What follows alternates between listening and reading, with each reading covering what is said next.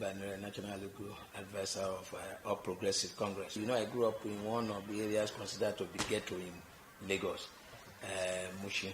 Wow. Local government. And for me, it's a beautiful place and it remains so. It's a place that will give you the necessary courage that you require and the determination to succeed. And beyond that, of course, my primary school, all those ones, I can say that I actually did within that particular local government. There is usually a debate as to the university, because I eventually attended the University of Lagos. But some people will tell you that because the College of Medicine of the University of Lagos is called a Mushin, that is Mushin I still attended. So it depends on which side you want to take. But growing up wasn't too much of a challenge, to be candid, because I was more into my academic career more than anything else.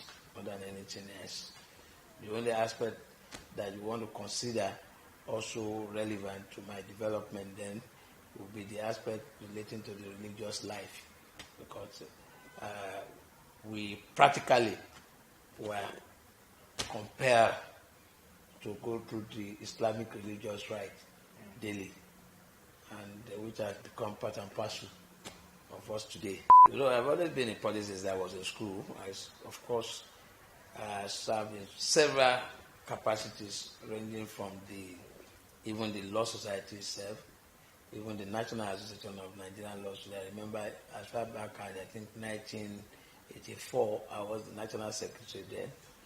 And even at UNILAG, I used to be the chairman of the Constitutional Review Committee at a point in time, and so on and so forth. But the truth of the matter is that you cannot afford to ignore politics in your life. Otherwise, you become a perpetual complainant. It's often said that, of course, you cannot be outside the ring and want to be boxing. You must be within the ring. When you complain about the problem and the challenges of the nation, for example, and you're not into politics, then you allow these mediocres, these charlatans to continue to drive the process while not making any contributions. So for some of us, like I said recently, we move into politics essentially to ensure that we add value to good governance in the society.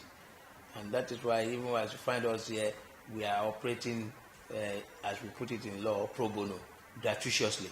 It's not as if there is any specific reward for what we are doing here. No salary, no allowance. Even most of our own transportation and logistics we deal with at our own level. But we believe that in one form or the other, we'll be able to improve the system. And if the system gets improved, of course, at the end of the day, all of us will benefit from it. There's always that multiplier effect of it on every Nigerian, including the actors. Another factor for change, essentially, of course, is to be a pressure group towards adding value to society. The point we want to prove with that particular movement is that you need not occupy any specific office, public office, for you to add value to the society. And essentially, that's what we do there. If you look at all the programs that we run there, they are things that, in one form or the other, add value to the society, which all of us being volunteers, we even contribute money in order to ensure that these activities take place. That's my very strong view.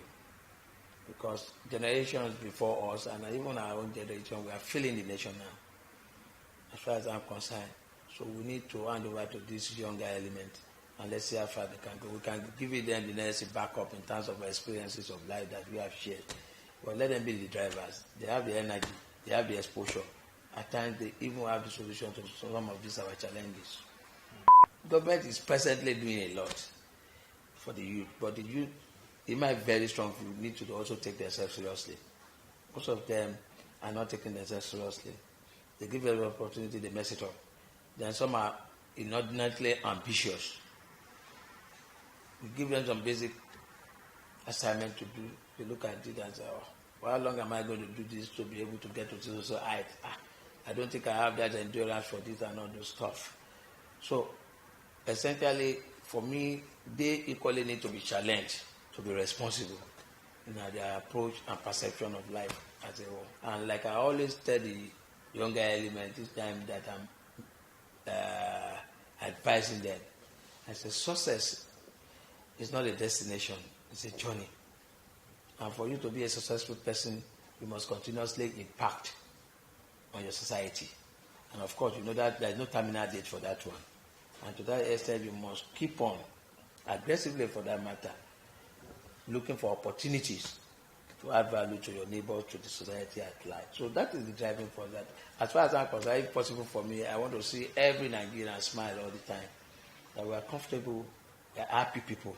As far as I'm concerned, I think the major thing that we need to continuously preach in this party is obedience to the rules and regulations that binds us.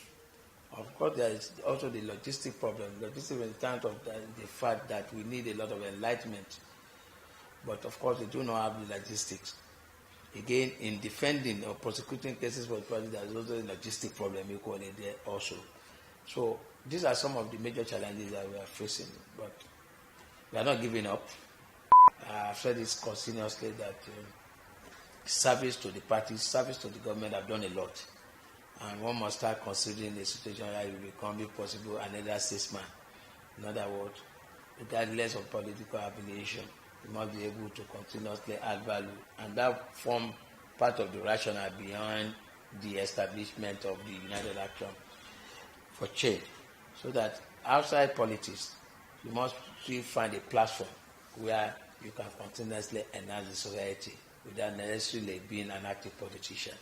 That is one aspect of it. Of course, in my profession, certainly one cannot be considering retirement at this age. It will, if I can even put it that way, it will be suicidal to think of that at this stage.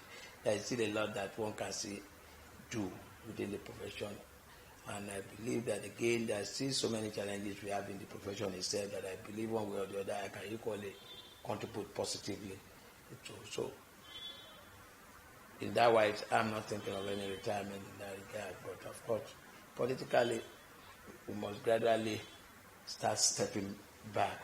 Nigerians are highly religious people, but they are not godly people. Because a lot of night vigil and what the Muslims also call tahajjud goes on every day. Even you can see it now, you are leaving church immediately, people are already struggling with themselves over right of way, or right from the entrance of the church. And you see people who must have just finished Islamic prayer now, as they are entering their offices now, the next thing is bright. So it's a complete waste of time. They see some of these things as rituals, right, that must just be performed. But in terms of believing in God, I think that's the major. So for the youth, the first thing I always tell them is that have the fear of God, believe that there is God, and have the fear of God in whatever you want to do. Be prayerful. Then you must then set and define your own goal. Of course, when you define your own goal, you must look for do your own research as per the ways and manner in which you can achieve those goals. If you have done that, then you now go ahead by ensuring that you are focused on it. You must continuously set your eyes on the ball. Because this is, again, an environment where you can easily get distracted. You must not allow people to get you distracted. Focus on it, and I know that with prayer and your own industry, certainly you will reach your pinnacle.